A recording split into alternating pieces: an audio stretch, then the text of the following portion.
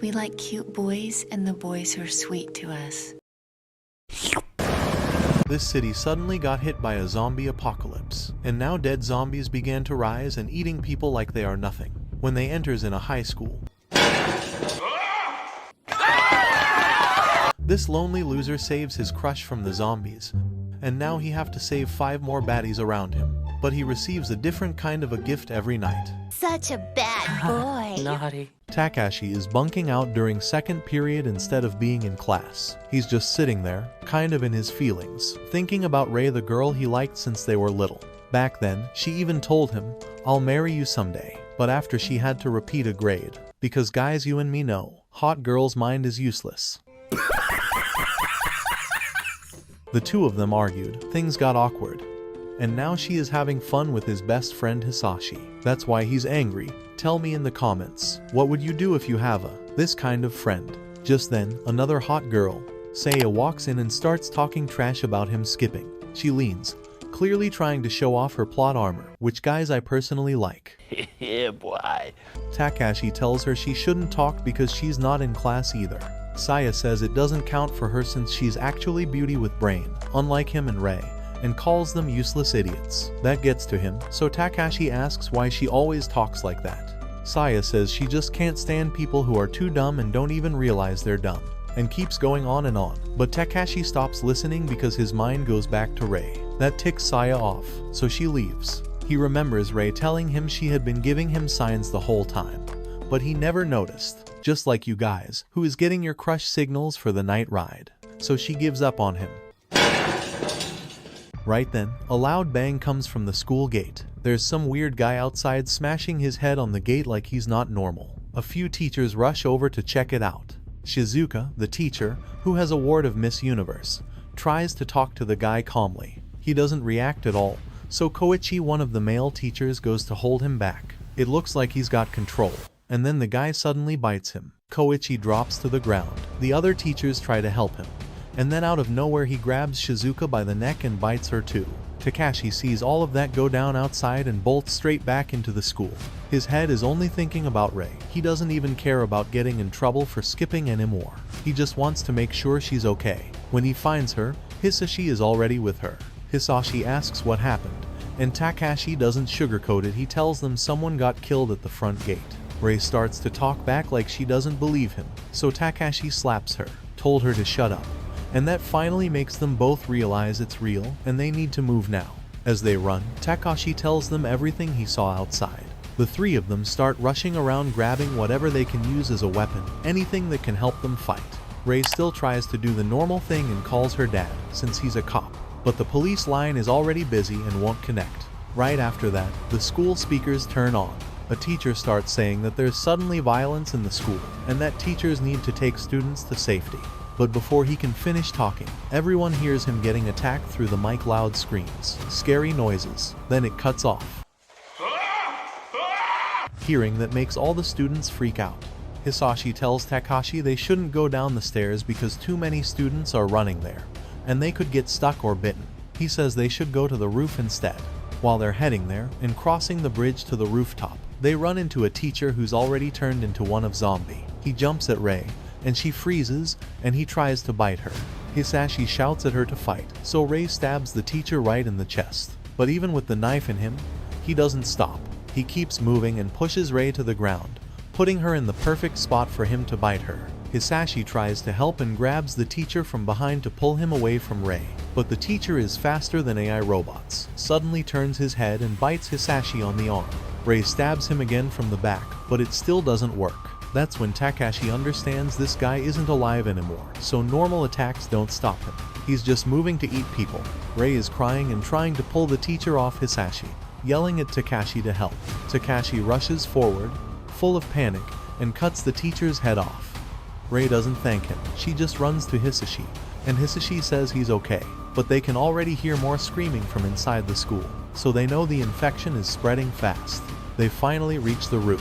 When they look out at the city, everything is messed up. People running, people getting attacked, smoke, sirens. A few helicopters fly over them, but none of them stop to rescue anyone. Inside the school, Students are getting eaten everywhere. Some even end their own lives so they don't turn into those things. Standing on the roof, Takashi realizes this is like a real zombie apocalypse. They don't know how it started and no one is coming to help right now. The only thing they can do is survive. They rush toward the roof, fighting and dodging the zombies that pop up in front of them. On the stairs, Rei tries to act brave, but she gets hit and slammed into the wall. Hisashi moves fast and pulls her away before she can get bitten, and the three of them manage to get inside and block the door. By later in the day, when the sun is starting to go down, Hisashi starts changing. He's coughing up blood and getting weaker.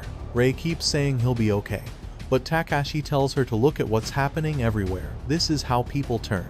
Half awake, Hisashi asks Takashi to kill him before he becomes one of those things. He doesn't want to turn and attack them.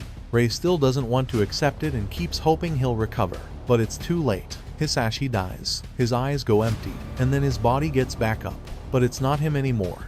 Takashi holds his weapon, getting ready. Rei begs him not to do it, but Takashi knows he has to. He takes aim and ends it. After Hisashi is finally put down, Rei loses it. She starts yelling that she would have rather died with Hisashi than be stuck living with Takashi. She blames Takashi, saying he only killed Hisashi because he was jealous, and that Takashi was mad. Hisashi got to be with her first. Who see the gate of heaven? Takashi doesn't argue or defend himself, he just listens quietly. After hearing all that, he walks over to the door and starts taking apart the barricade. Rei asks him what he's doing, and Takashi tells her he's doing what she wants, leaving. That's when Rei panics and tell him, "I love you." What? Guys, I think she is definitely a red flag.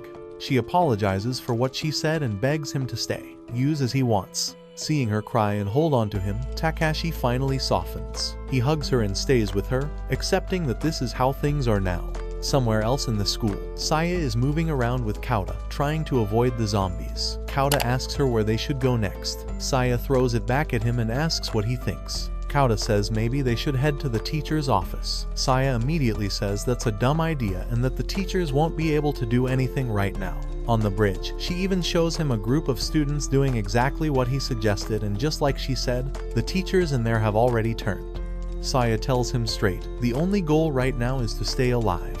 Back on the roof, Rei is still shaken from losing Hisashi. His body is lying right there, and no one talks for a while. Then Rei says she'll try calling her dad again. Takashi gives her his phone. Her dad answers because he knows Takashi's number, but he doesn't realize it's Rei talking. He just starts saying the whole city is a mess and tells Takashi to protect Rei and get her somewhere safe. But before he can finish, the call cuts off. Rei breaks down crying, because even in that moment, her dad didn't notice it was her on the phone. Meanwhile, Kauta asks Saya if she has her phone on her, and a bit embarrassed, says he wanted to try calling the police. Saya lets out a tired sigh and tells him there's no point calling now, everyone in the city is probably calling, so the line will be full. She explains that if anyone gets rescued, it'll be the important people first, and since the government is already overloaded, nobody's coming to pick up regular students like them. After saying that, she tells Kauta to keep running, and in her head, she's thinking she really wishes she was with Takashi instead of this fatso. Over in the nurse's office, 2 students are already there, and one of them has turned into a zombie. The school nurse, Shizuka, who is blessed by the god. Oh my god! But only in body, not the mind. She is still acting slow and ditzy, not realizing how dangerous it is. She's calmly grabbing medicine. Her body is bouncing machine as she walks, like she's not in a hurry at all. One of the students tells her to move faster, but she keeps doing things at her lazy pace. Guys, I know this is a difficult task to manage her body. Suddenly, the zombie breaks in and attacks the student right in front of her, and Shizuka just stands there, shocked. Right before she gets bitten too, Seiko, another baddie from the kendo club, shows up and cuts the zombie down in one strike, saving her. But the boy has already been bitten. Seiko asks him his name, then softly tells him he knows what happens after a bite. She asks if he wants her to finish it now, before he turns. The boy gives her a fake smile and nods. Shizuka tries to stop her, but Seiko says it's a woman's job to protect a man's pride, and she gives him the quick ending he asked for. Somewhere else in the school, Saya is digging through random tools and junk, trying to put something together. She looks at Kauta and figures, this guy's a military genius, so she tells him to make a weapon. That's all. Kauta needs his genius mode turns on, and he starts building right away. While he's working, The dead start banging on the door and Saya starts screaming loud, just like my girlfriend last night. Damn! But Kauta finishes just in time and slaps together a shooter. The door cracks open, a zombie comes through, and Kauta fires the nail gun and clears the way. After that, Kauta asks Saya why she even dragged him along. Saya just says she didn't have some big reason he was useful, so she kept him. Since nobody's coming to save them, the two of them decide they'll just fight their way through on their own. Up on the roof, Rei comes up with a plan. She says they can use the fire hose to push the zombies back. Takashi tells her that's smart. Rei says she picked it up from Hisashi, then goes quiet because she remembers he's dead. Takashi doesn't bring it up. Rei changes the subject and says they can't stay on the roof forever, so it's time to move.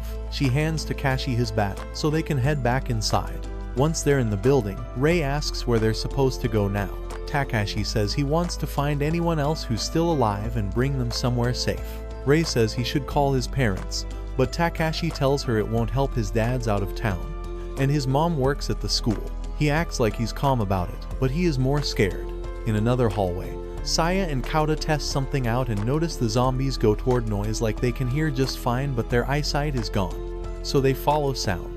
At the same time, Seiko and Shizuka are on their way to the teacher's office to look for car keys. Seiko stays cool and doesn't waste time fighting every zombie, she just pushes them out of the way and keeps moving. Shizuka asks why she isn't cutting them down. Seiko tells her that stopping to fight each one will slow them, and if they get surrounded, they're done. Then Shizuka trips over a mat, plot bouncing like always, and Seiko grabs her skirt and rips it. No guys, wait, this is not what you are thinking. She says it's too tight to move in. Shizuka complains because it was an expensive skirt, but Seiko roasted her by saying, if you don't run, zombie will eat you, not your clothes. Out of nowhere, they hear a bunch of noise from the staff room. It turns out Kauta and Saya are still inside trying to deal with the zombies. Kauta starts shouting for someone to come help him, but Saya is just yelling back and not actually helping. Then Kauta tells her there's a zombie right behind her, and that's when she finally screams. The others hear that and hurry over. Kauta's almost out of nails, and Saya's stuck with a zombie closing in. She trips near a shelf full of trophies and starts throwing them at it, but they barely slow it down. Her attitude doesn't save her until she grabs a drill and shoves it straight into the zombie's head. Right then, Takashi, Rei, Seiko, and Shizuka arrive. They see what's happening and jump in right away, working together to finish off the rest of the zombies in the room. After it's done, Saya just stands there, staring at the zombie she drilled, shocked at what she just did. Rei and Shizuka go over to her to calm her down. Seiko introduces herself, and the others say their names too. Saya, still pretending to be tough, thinking she is a Sigma female, says that talking about names isn't important right now, and that she's supposed to be the smart one, so she shouldn't be freaking out. Seiko notices she's scared, not angry, and tells her softly that she doesn't have to act strong. Saya sees herself covered in blood with her glasses on, and her bossy act finally breaks. She starts crying. They move to the staff room to rest and figure out a plan. Kauta tries to check on Saya, but when he sees her with glasses, he gets all shy, and she yells at him for being weird. They start talking about what to do next, and decide their best chance is to leave together and take the school bus so they can go find their families. While they're in there, Rei looks at the TV and sees the news. The outbreak isn't just at their school, it's happening everywhere. Takashi gets frustrated and says he doesn't get why the government still isn't telling people what's going on. Saya says they're probably keeping quiet so people don't go into full panic, because fear makes things worse. Everyone gets serious again. Rei still wants to think things will go back to normal, but Saya tells her this is like a huge infection, and there's no going back right now. Shizuka says maybe hot weather will make those things rot faster. Seiko asks how long a dead body normally takes to rot. Shizuka thinks and says around 20 days in summer, longer when it's cold. Saya cuts in and says, yeah, but how do we even know if they're rotting? They're dead and still walking around. Nobody has a real answer. The only thing, they know they have to stay together and get out of the school.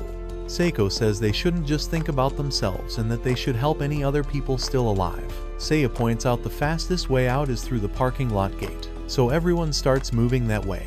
Seiko also tells them not to fight unless they really have to, so they don't waste energy or time. Saya reminds them the zombies go after sound, not sight. Right then, they hear some girl screaming from the stairs, another group of survivors. Takashi's squad reacts instantly. Kota stays back and gives cover, while Seiko, Takashi, and Rei rush in close to help.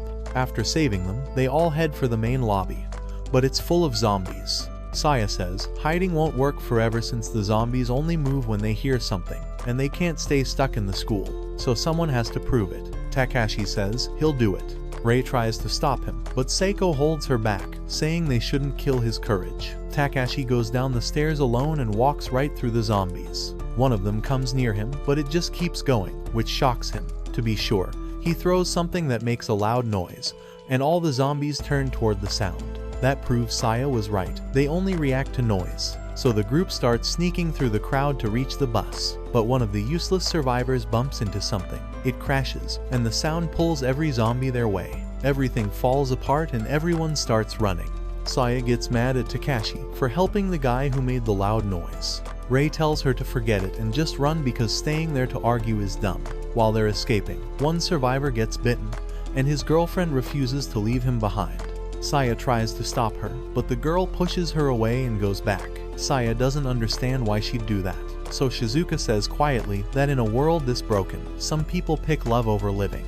Saya keeps saying it doesn't make sense, but then a zombie comes at her and Kota jumps in front of her and blocks it. He acts without thinking. Saya is thinking, how can I reject? Just like your crush guys, who rejects you long time ago. When the way is open, Shizuka reaches the school bus, sits in the driver's seat. Her two big plots assets are barely fits in and everyone gets in fast. Right then, another group shows up. Rei sees the leader and knows him right away. It's Shido, the teacher she hates. One of Shido's students falls down, but Shido doesn't help. He just kicks the student aside and gets on the bus with a creepy smile, saying, "Weak people don't deserve to be saved." I think guys that's why she hates this disgusting pathetic loser. After everyone is inside, Shizuka stops acting airheaded. She tells herself the zombies aren't people anymore and drives straight through them like they're nothing. Once they're out, Shido tries to act like the boss and tells Seiko she should lead. Seiko says no, so Shido says every group needs a leader. Rei leans toward Takashi and says he's going to regret letting that guy on.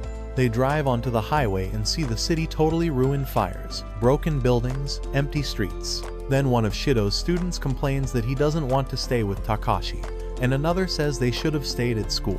Shizuka gets annoyed, hits the brakes, turns around and her bouncy plots are on display. She yells at them to be quiet because they're making it hard for her to drive.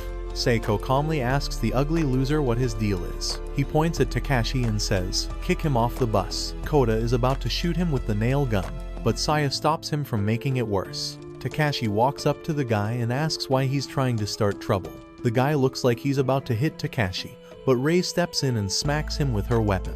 Shido starts clapping like it's a show, and then starts talking like he's the perfect person to be in charge. Somehow, a few of the students believe him. Rei is done with it and says she'd rather deal with zombies than sit in the same bus as that creep. She gets off the bus. Takashi follows her to try and talk her into coming back. Before they can work it out, another bus in front of the tunnel crashes. It's full of zombies, it explodes, and it blocks the road. That separates Takashi and Rei from the rest of the group. Seiko gets off to check on them. Takashi shouts to the others that they'll meet at the police station at 7 p.m. So they split again. Takashi and Rei head through the tunnel while the wreck burns behind them. They stop for a second, but a zombie MotoGP rider sneaks up on Takashi. Before it can bite him, Rei smashes its head with a brick. She helps him up. They take the biker's motorcycle and ride toward the city. Riding through the city on the bike, Takashi starts thinking about how, earlier that same day, life was just boring school stuff. Friends, classes, everyone enjoy their 9-to-5 jobs, just like some of you, who is stuck inside the matrix. Now that world is gone. In just a few hours, he's been running from zombies, teaming up with people he never expected, and trying not to die. Rei suddenly asks him, "Do you think anyone's coming to rescue us?" Takashi tells her straight, "No, nobody's coming." Rei sighs and says he's always talks BS about everything, but Takashi says he's just telling the truth because lying won't keep them alive out here. She starts to raise her voice to argue, but the noise pulls in nearby zombies, so Takashi twists her plot armor and she screams louder, "Sorry guys." He twists the throttle and they speed away before they get surrounded. While that's happening, Shizuka has the bus stuck on a bridge. The group starts splitting a bit. Seiko stays with their main crew, But Shido pulls his students around him and starts acting like some nice teacher again, talking sweet and making fake promises, especially to the girls, just like Playboy, who makes fake promises with girl. Stay hard! Back in the city, Takashi and Rei ride through empty roads. The place looks abandoned either people ran or turned. They see a police car that's been left behind, so they stop. Rei digs through it to see if there's anything useful. She actually finds a gun, hands it to Takashi, and he checks that it still has bullets. They take what they can and get moving again because the bike will need fuel soon. They find a gas station, but it's one of those card-only pumps. Takashi doesn't have any cash on him, and Rei left her wallet at school, so they both are broke just like you. Emotional damage! That means they need money first, so Takashi goes into a nearby mini-mart and smashes open the register to grab some cash. Rei waits outside with the bike, thinking about how crazy everything got in just one day. Right then, someone grabs her from behind. Takashi runs out of the store and sees a big ugly guy holding a knife to Rei's neck. The man looks totally broken. He says he watched his family turn into zombies and had to kill them himself, and now he's alone and losing it. He holds Rei tight with his thick hands and starts touching her, thinking of clapping her. He tells Takashi to drop his bat and fill up the guy's motorcycle, and warns him that if he tries anything, Rei dies. Takashi acts like he's going along with it. He throws the bat down on purpose so it makes a loud noise on the ground. Then he slowly starts pumping gas like the man said, but really he's stalling and moving his hand toward the gun. But not on that girl, what you are thinking he hit earlier, waiting for the moment to use it. The guy keeps yelling and getting worked up, and while he's talking, his knife hand gets a little sloppy. That's all Takashi needs. He steps in fast, pulls out the gun, and points it right at the guy's chest. The man laughs like he doesn't care and says if Takashi shoots, the whole place will blow up. But Takashi isn't backing down. He's not about to let some creep put hands on Rei, so he shoots. The gunshot is super loud, echoing through the area, and it's enough to pull zombies toward the gas station. Rei wants to go back and finish the guy off, but Takashi tells her to leave it. One gunshot is already bad enough, and the zombies will handle the rest. They get on the bike and take off, leaving the guy on the ground bleeding while the undead start closing in on him. Next morning, over at the airport, the last private jet is getting ready to leave. Two mercenaries are set up at a distance, sniping to keep the runway safe. One of them is a woman named Rika. She's one of the top snipers in the whole country, and they were hired to protect some high-profile people trying to escape. The guy she's working with tries to flirt and offers to help her relax, but she ignores him. She's more focused on finishing the job and meeting back up with her friend Shizuka. The bus is still stuck on the bridge, not moving anywhere yet. While everyone waits, Shido keeps talking like he's running a class trip, telling the students to stay hidden, not call their families, and to trust the group, acting like President knows everything. Koda was sleeping, but Saya wakes him up and asks which direction they should go once they can move. Koda says maybe they should head outside the city. Saya looks up at the plane in the sky and says most people are probably trying to escape to places far from the city, like islands or military areas in the mountains. Koda guesses people might go to Okinawa. Saya says places like Hokkaido or Kyushu could also be safe, but getting into those zones won't be easy. If the army made safe areas, they'll probably block strangers so no infected people get in. She says everyone will start protecting just their own group. Same thing Shido is doing right now on the bus, trying to gather students around him and sweet talk the girls so they listen to him. Maybe Shido has some other plans with the girls. Koda offers to just take Shido out, but Saya tells him no. It's not worth starting a fight. Right now, they need to focus on getting across the city first. Then she quietly says she hopes Takashi is okay. Koda hears that and jokes that she likes him. Saya immediately says, "No, I don't." But Seiko and Shizuka already heard it and both of them get a bit worried too, since Takashi and Rei are still somewhere in the city. Over on Takashi and Rei's side, the city is getting crazier. Gangs are running around, people are shooting, and the streets aren't safe. Takashi has to speed the bike through an area where people are firing at each other just so they don't get caught in it. They were trying to reach the main bridge, but it's too crowded and too dangerous, so Takashi turns away and starts looking for another path. Over at the main bridge, things are already out of hand. The zombies have shown up, people are panicking, and the soldiers there can't control everyone. To stop a stampede, the military blocks all the cars and warns that anyone who causes problems will be dealt with. A few students still try to run past the checkpoint, so the soldiers blast them off the bridge with a water cannon. On the bus, Shido is still talking like he is the top G, telling everyone how to survive. Seiko finally says he's acting like a cult leader. Saya agrees. She can see some of the students are actually falling for his act. Seiko tells the others they should get off the bus and go on their own if they want to reach the police station and meet Takashi. Saya hesitates, then asks Seiko why she's worrying about Takashi more than her own family. Seiko explains, I want his 20 inches baseball bat. Sorry, guy, she means that her dad is the only family she has, and he's overseas, so right now the people she's with are the ones that matter, and she promised Takashi she'd meet him, so she's going to keep that. Shizuka then asks where everyone lives. Saya says she and Takashi are from the same area. Kota laughs and says his family's not even in Japan. His dad's in Amsterdam busy with my 3 moms, and his grandpa is out at sea with his 3 grandma. Shizuka thinks how good his dad was and says she's staying with this group too, since she has no one nearby and she really doesn't want to stay with Shido. So they decide to walk to another bridge instead of staying there listening to him. Shido sees them getting ready to leave and tries to stop them. Saya shuts him down fast and says they don't need him. Shido gives that creepy smile and tells Shizuka they need a nurse on his side. I think guys, he don't want a nurse, he wants something else. When he moves closer, Kota fires a warning shot that scrapes Shido's cheek. Shido gets mad, but Kota tells him that before, at school, Shido looked down on him, but now there are no teachers and no rules, so Kota isn't scared of him anymore. After that, Seiko, Shizuka, Saya, and Kota get off the bus and leave Shido behind with whoever still wants to listen to him. In another part of the city, Takashi and Rei get stuck at a different bridge. Traffic isn't moving at all. The road ahead is blocked, and they're running out of time to make it to the police station. Then they hear gunshots. Takashi recognizes it right away, that's Kota's shooting. That means the others are nearby and in trouble. Takashi guns the bike and rides straight up like a Tom Cruise, jumps onto the bridge, and lands right where the group is surrounded.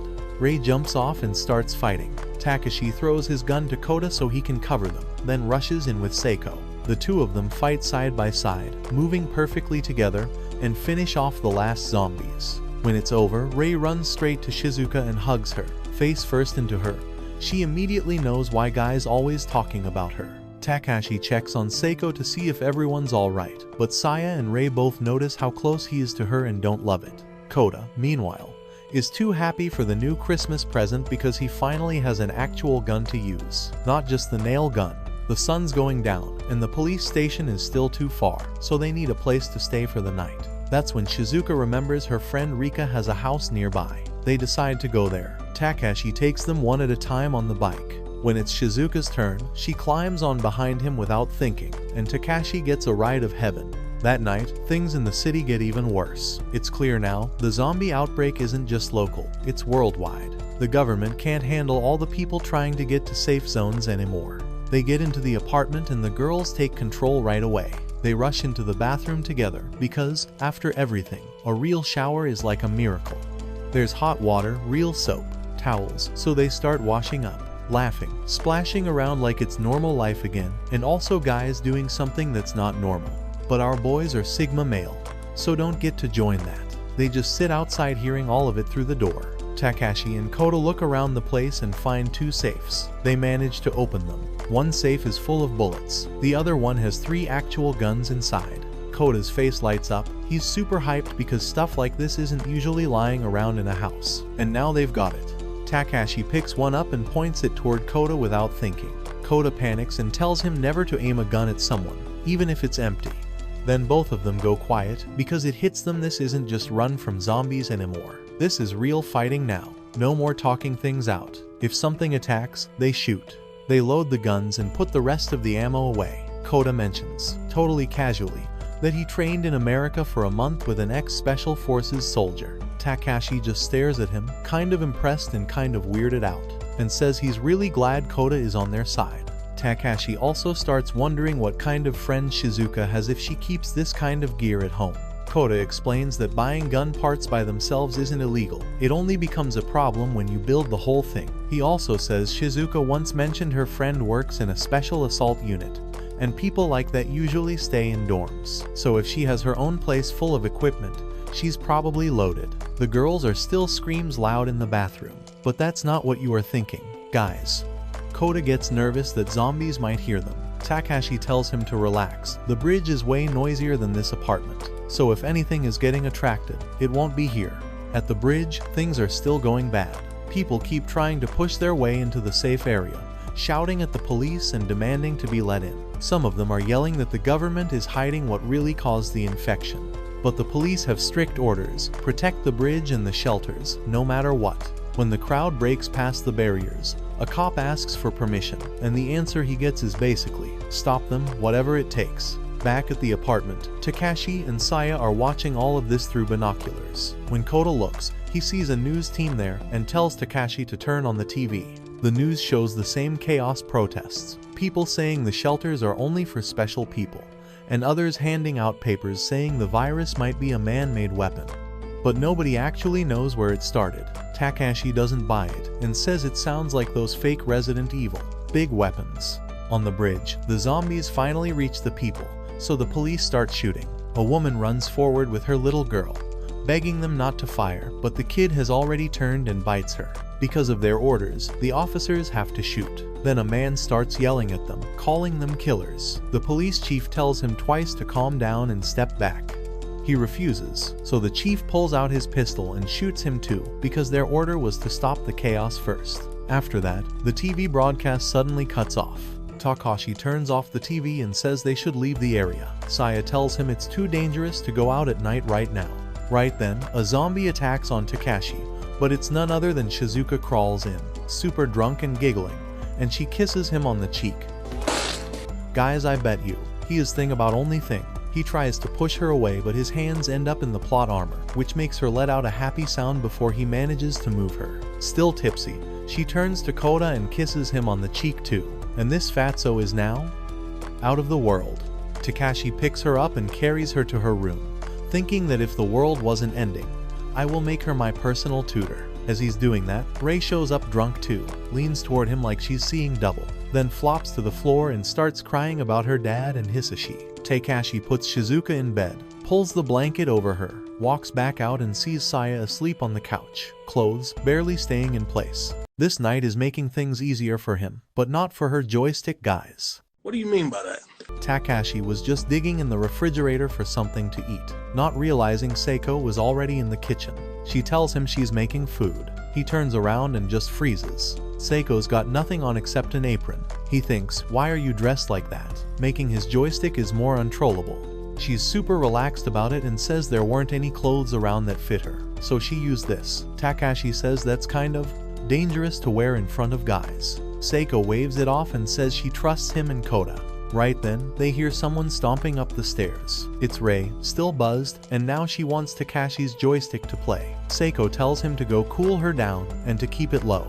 Rei starts bringing up Hisashi again, how nice he was, how he treated her softly, and how Takashi isn't like him. Takashi hands her a drink and asks if she wants to rest. That sets her off. She says he doesn't get her, that Hisashi understood her better. Takashi finally says he's done being compared to someone who's gone. He tells her straight, I'm not Hisashi, but I'm the one who's actually have 20-inch joystick here right now. Rei just looks at him with teary eyes and kisses him. Inside the apartment, everyone's safe for the moment, but outside the cities, still in full disaster mode, people panicking and the undead roaming. After that, Takashi goes over to where Kota is keeping watch. Kota already has the sniper set up and ready to play Call of Duty, and now he is watching the street below. He can see more undead coming in. Down on the road, some random guy tries to shoot his way out, but he gets taken down. Seiko hears the shots and comes to check too. Takashi wants to start firing to help, but Seiko stops him. She tells him if they shoot from here, the undead will notice where they are, and other survivors might see their light and try to come in. Then their safe spot won't be safe anymore. She tells him to actually look at the city it's broken. She says maybe he wants to play hero, but she's thinking about keeping the group alive. Takashi looks through the scope again. Down on the street, people are desperate. He spots a man carrying his little girl, going door to door, trying to find a place to hide. The girl asks where her mom went, and the dad tells her she's somewhere better. He bangs on a house and begs them to at least take the child. Nobody opens. He threatens to force the door if they don't let her in. Someone finally opens it but panics, stabs the dad in the chest, and slams the door shut. The girl is left outside with her dad bleeding on the ground. She doesn't even get what happened. The dad, while he's fading, tells her to hide. She starts crying for him, scared, and that crying begins to pull the undead toward her. That's the point where Takashi can't just stand there watching anymore, and thinks it's time for the action. Kota already has his scope on and takes the shot, saving the little girl and knocking down some of the zombies around her, so there's a way out. Takashi tells him he wasn't supposed to fire, but Kota says he's not watching a kid get eaten. Takashi agrees. Takashi runs downstairs to go get her. On the way, Rei shows up and says, "I'm coming too." He tells her no, she has to stay by the gate and guard the place. Seiko shows up, sees what he's doing, says she respects it, and tells him to be careful. Before he leaves, Rei gives him a pistol and they share a quick look. Then Takashi grabs the bike and heads out, with Kota watching everything from the roof. The rescue starts. Takashi drives through the street fast, hitting zombies with the bike while Kota shoots from above to clear the way. When Takashi reaches the girl, the bike slips and he loses it, so now he's on foot. Kota keeps covering him from the building.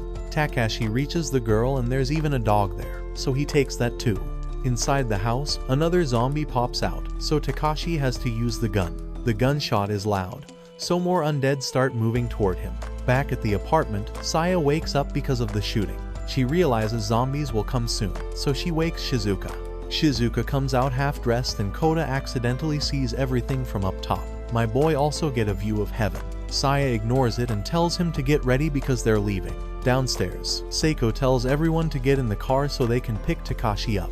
Out on the street, Takashi closes the gate behind him so the zombies can't follow. The dead dad is still there. Takashi covers his face and puts a flower there as a sign of respect. He tells the girl her dad protected her and died a hero. She cries and says goodbye to him.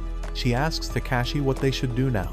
He doesn't really know, but he sees a wall they can walk on to stay above the zombies, so he takes her that way. At the same time, Seiko and the others are loading weapons and bags into the Humvee. Kota spots Takashi and the girl up on the wall, trying not to fall while zombies walk below them. Takashi tells himself not to look down. In the middle of it, the dog licks him and the girl says she needs to pee. He tells her to wait, but she begs, so he lets her go, right on his back. They get to the end of the wall, and the Humvee comes speeding through the street. Seiko is standing on top looking like a total mafia. Kota is shooting from below, and Shizuka is driving straight through the horde. They stop right in front of Takashi. Seiko jumps down and starts cutting zombies out of the way, while Kota shoots over her shoulder. Takashi grabs the girl, runs, and jumps into the vehicle. By the next morning, they're rolling along the riverside in the Humvee. The little girl finally says her name, Alice, and right away, she sticks to Kota like a baby duck. Today it's Kota and Seiya's shift to keep an eye out, while Takashi, Rei, and Seiko finally get to sleep. When they reach the end of the river path, Shizuka gently wakes everyone. Rei is the first to wake up. At first, she smiles because she realizes she was leaning on Takashi. But the smile dies the second she sees Seiko also asleep on him, basically sleeping on this baby mama. Her mood flips, and she gives Takashi a hard pinch on the cheek. That jolt wakes him up, and when he looks down and sees what Rei's mad about, he almost has a heart attack. Seiko wakes up a second later and adjusts herself, since her outfit wasn't covering much. Shizuka parks the Humvee under the main bridge. She brings out some spare clothes she took from her friend's place, and the girls go change. While they're doing that, Takashi and Kota wait nearby and keep watch. Kota hands Takashi a handgun and says he should carry one too. He gives him a quick mini lesson on how to use it. Right when he finishes explaining, the girls come back now actually dressed and ready to move. Takashi and Kota both souls left their body. Rei flashes her own gun, not that one guy's, and when Takashi looks worried, she just says Kota already taught her how to use it. Takashi and Kota go ahead to check the road. The street is empty, no zombies, no people, just silence. Shizuka pulls the Humvee back up onto the main road. Even though everything looks deserted, Alice still quietly hopes her dad might be alive somewhere. The closest place to check is Saya's house. Saya doesn't think anyone will be there, but she still wants to look. So Shizuka drives forward while Takashi and Rei stay up on top of the Humvee to keep watch as they move through the neighborhood. Takashi looks around and realizes something's off. There aren't any helicopters flying over the city anymore. Rei mentions they also haven't run into zombies since they left the riverside, so for a few minutes it almost feels calm. That doesn't last. Kota, who's watching ahead, suddenly spots a huge group of walkers straight in front of them. Takashi tells Shizuka to turn before they get trapped. She follows his directions and takes another street, but the next road is blocked too. Every turn they make, more zombies are there. Shizuka starts stressing and keeps weaving through back roads until they end up under a different bridge. Right then, Rei notices a metal wire stretched across the road. Shizuka can't brake fast enough. The Humvee jerks to a stop and Rei, who is riding on top, gets thrown off and slams onto the ground. Takashi jumps down right away to help her. He pulls out his gun to cover her, but it's his first time actually using it, so his first shots miss. Kota shouts quick tips: aim, breathe, squeeze, and after that, Takashi starts landing hits. Kota and Seiko rush forward at the same time to clear a lane. Takashi starts getting used to shooting, and then his mag runs dry. He reaches for more bullets, but they slip out of his hand and fall. Now he's got nothing loaded and the undead are walking closer. He grabs Rei and shields her, thinking this might be the end, then remembers Rei brought a gun too. So he props the gun on her and fires from there, using her body as a shooting stand for more accurate shots. Seiko is slicing through zombies in front, and with everyone moving at once, I can't explain, guys, how difficult it is to edit with only one hand. Little Alice, even though she's scared, starts passing ammo to Kota with shaky hands. Seeing her try so hard, Kota decides he's not letting anything pass them and keeps shooting to open space. Saya even tries to help and fires too, trying to look brave, but all the gunfire and shouting just keeps pulling in more undead. By the time the sun starts going down, they're still stuck, and the bullets are almost gone. Then their dog, Zeke, jumps out of the Humvee and starts biting zombies, trying to protect them. Takashi realizes he can't let the dog fight alone. Saya raises her gun again, but Takashi takes it from her, tells her to stay back with Rei, and runs forward. Seiko goes with him. The two of them start making noise and attacking to pull the zombies away from the car. It works a bit, but more bodies keep coming from every side. While that's happening, Kota tells Alice to crawl under the wire and get to the other side where it's safer. He promises they'll come right after they thin out the zombies, but Alice shakes her head. She remembers how her dad said, "It's okay," and then didn't come back. She's scared they'll leave her too. She starts crying and says she wants to stay with them, not be left alone again. Right when it looks like they're about to get swarmed, a squad of soldiers in full gear shows up and wipes out all the zombies, wiping them out fast. The group is finally safe. Shizuka runs to the one in charge to thank them, and when the leader takes off her helmet, it turns out it's Saya's mom. With Saya's mom and her team there, everyone gets taken to safety except Seiko and Takashi, who get left behind for the moment. Saya tells them she'll be waiting at her house, so the two of them now have to find their own way back to her place. The sun is already dropping, and every road they try has more zombies. Takashi remembers they passed a vehicle showroom earlier and says they should try there. Inside, he looks at a motorcycle, and Seiko jokes that riding together like that would make it look like they're a couple. Takashi gets what she means and laughs it off. They keep looking and spot an amphibious vehicle, something that can go on land and water. Perfect. Takashi hops in and drives toward the river. As they head down, zombies start tumbling down after them. Takashi thinks they're in the clear once they get lower, but Seiko points out the zombies are still coming, so he drives straight into the river. The car splashes in, water sprays everywhere, and Seiko gets drenched. Takashi sees her wet, and my boy gets nosebleed after nosebleed. Since zombies are still around the riverbank, and it's getting dark, he steers toward a little patch in the middle of the river and says they should stay there for the night. Seiko sneezes, her clothes are wet and it's getting cold. Takashi, trying not to stare, gives her his shirt so she has something dry on. Seeing her wearing his clothes makes him all awkward. To kill the awkward vibes, he randomly asks her if she likes someone. Seiko actually says yes, but doesn't say who. Then she shifts the topic and says they should get moving. He agrees. They head out again and reach a park area. Takashi drives the vehicle into the big fountain, ties it to the center, and keeps the engine running so it spins in circles. The loud engine noise acts like bait, pulling the zombies toward the fountain and away from the streets they need to pass through.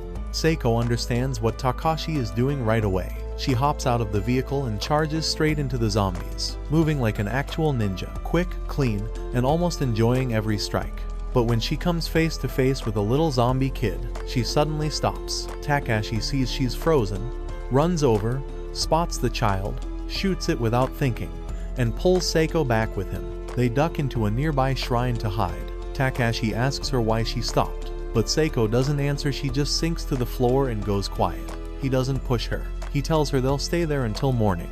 He lights a candle, looks around, and finds a real katana on the table. He sets some dry clothes out for her and waits behind a curtain while she changes. I know guys he wants to see, but he feared by ninja techniques. The room goes heavy and silent, and Takashi can tell she needs time to calm down. To loosen the mood, he hands her a wet towel and tells her to wipe her face. That tiny comment finally makes Seiko smile a little. After a bit, Seiko asks him why he didn't force her to explain. Takashi says, "If you can't say it, I won't make you." That's when she starts to open up. She says earlier when he asked if she liked someone she does, but she feels like she shouldn't. Then she tells him what really bothers her. Before all this, a man attacked her at night. She fought back, hard, broke his legs, shattered his ribs. But that's not what scares her. What scares her is that she liked hurting him. The power, the control, the violence, it felt good. And it made her think she was already broken. Takashi says he kind of understands because even he sometimes feels good killing zombies. Seiko says it's not the same. She enjoyed hurting a living person. And when she saw that kid zombie, it reminded her of that ugly part of herself. Takashi doesn't give a speech, he just takes her hand, kisses her gently. After that, kiss only me and God knows what happens that night. Next morning, when they're about to head out, more zombies start moving toward the shrine. Takashi calls to Seiko, but she's still spaced out, thinking about the night before. So he hugs her tight, grounding her, trying to pull back the Seiko who never froze. It works. She looks up, thanks him softly, and that sharp look comes back. But this time, she's holding a real katana. Seiko steps outside and goes to work. She moves smoother and harder than before, every swing clean, every cut fatal. She tears through the undead like it's nothing. Once the path is open, Takashi takes her around the back way to Saya's house. Zeke starts barking when he smells them, and the others are happy they made it back, though none of them know. Takashi just helped Seiko accept the darker side of herself. And somehow, life keeps favoring Takashi. After spending the night with Sayako, he ends up in another situation, this time with Rei. Since she fell off the Humvee, Shizuka is giving her a back treatment and asks Takashi to hold Rei steady. So he's right there, while Rei is screaming like my last night girlfriend. When it's done, Rei kicks him out and yells that her plot still hurts because of him.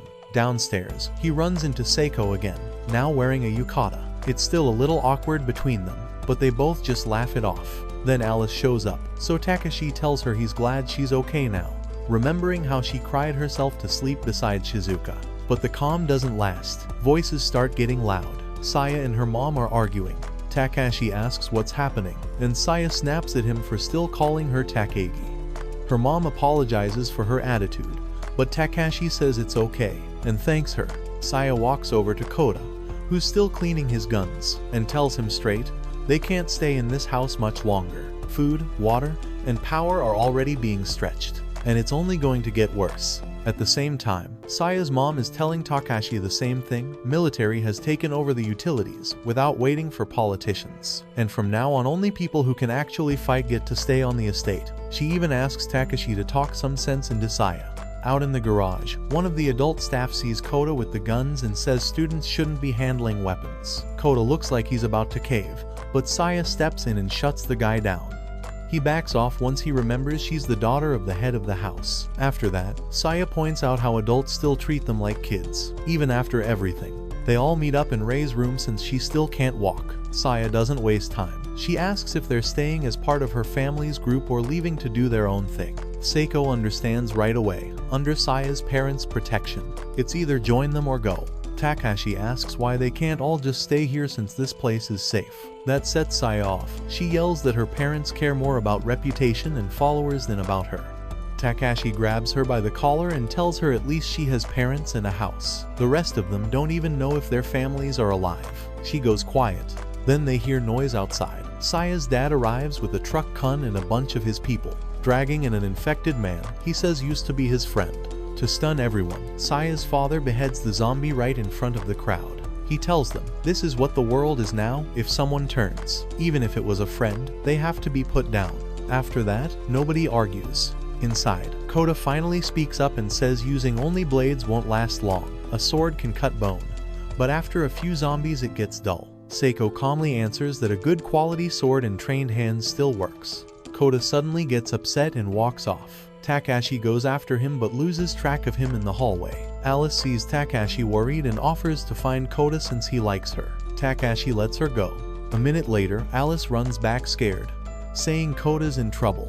Elsewhere in the estate, Saya is also looking for Koda, but instead finds Seiko sitting quietly by the koi pond. Saya, being blunt as always, makes a comment. Seiko stands and says she's not in the mood. Saya tells her they won't get to stay relaxed for long. Sooner or later, they'll have to decide whether to fight under her parents, or leave and be their own group. Meanwhile, in the garage, some of the adult staff have actually cornered Koda and are trying to take his guns, saying students aren't allowed to hold weapons. Koda begs them not to. The guns are the only thing he's good at. The situation is about to get rough. Takashi shows up, but before he can jump in, Saya's father arrives and asks what's going on. The workers explain that Koda's guns are illegal. Saya's father looks right at Koda and asks his name. Koda, shaking, gives his full name and class and asks him not to take his guns. Saya's father asks him one thing: what can you do? Before Koda can answer, Takashi steps forward and says he can protect Saya. That makes the man listen. Takashi tells him Koda has saved Saya more than once. Seiko backs him up, saying she's seen Koda's shooting skill herself. One by one, the rest of the group stands behind Koda.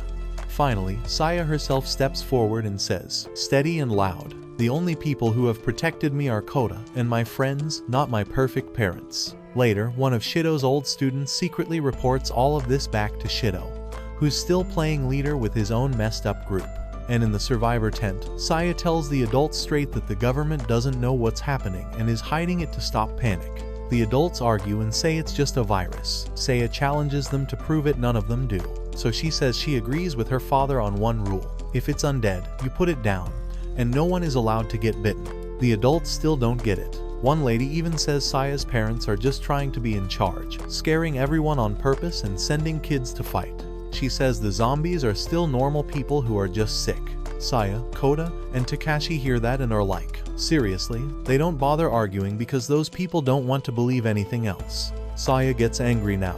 She says some people don't want the truth because the truth is scary. Koda says he kind of knows what she means. People look away from problems because it's easier. Even when they know what's really happening, they pretend it's not. Takashi says he did that too before, like when he didn't want to accept that Rei loved Hisashi.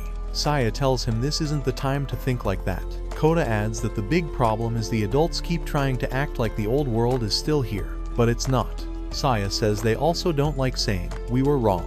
Koda nods and says everything that's happened from the school to now taught him the only way to get better is to admit mistakes. Takashi says he's messed up too. Saya and Koda look at him and smile.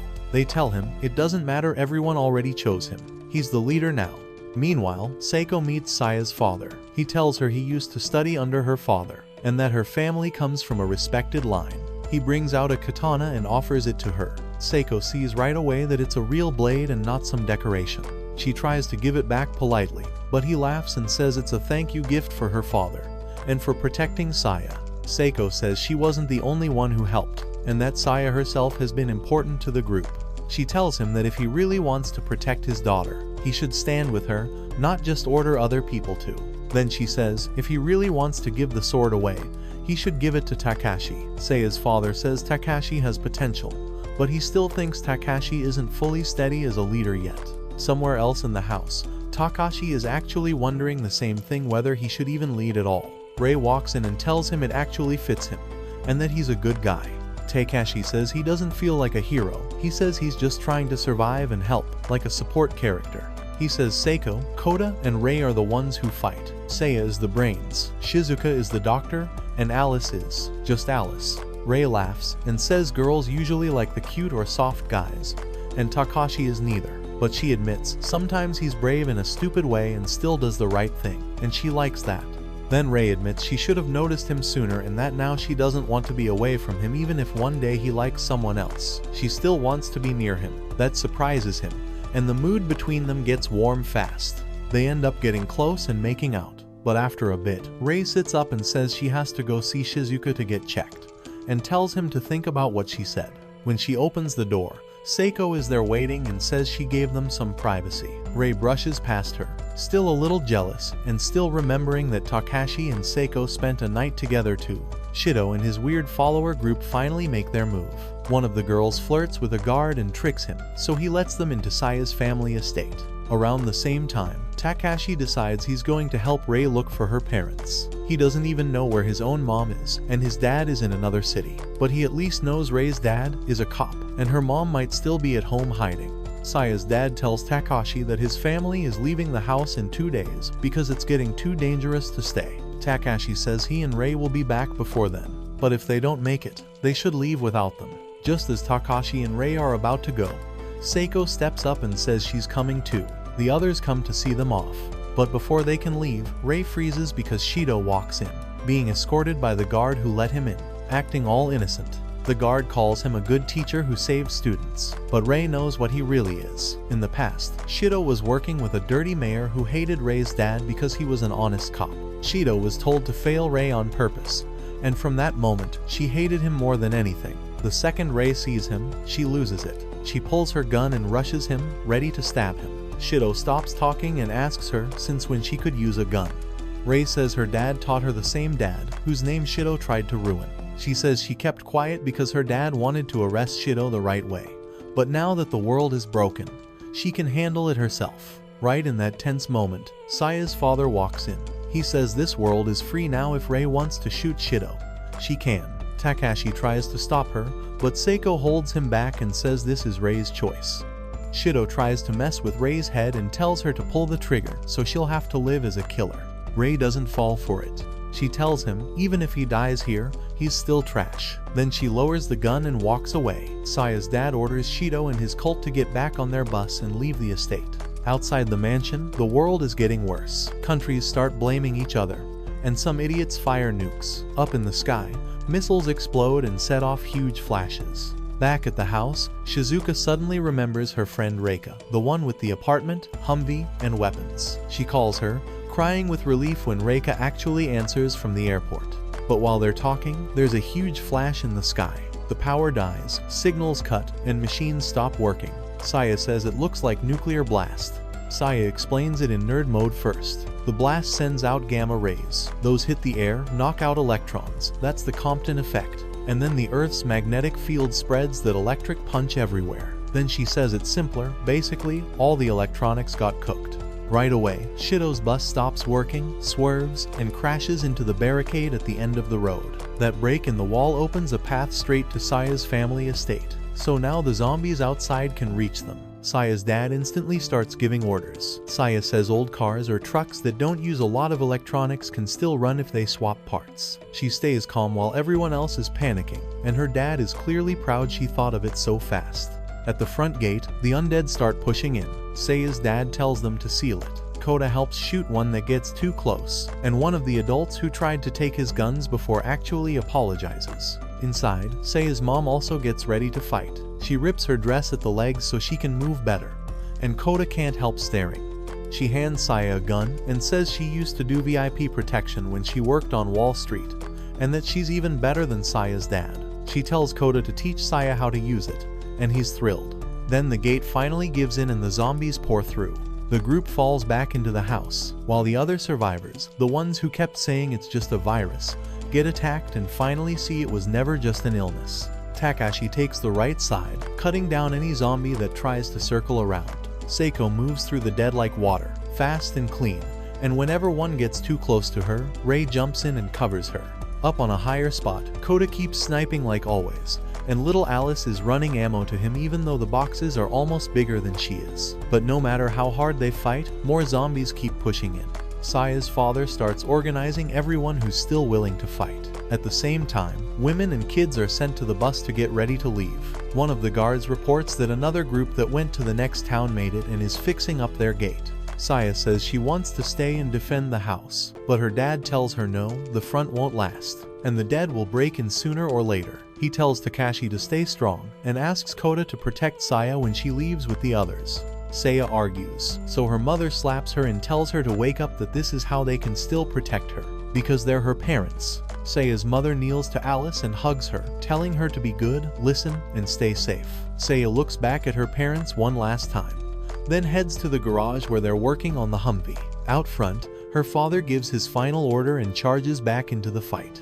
In the garage, the mechanic explains that the Humvee was built to survive an EMP, so whoever owned it before was seriously prepared, but a couple of parts still had to be fixed, so they had to hold out.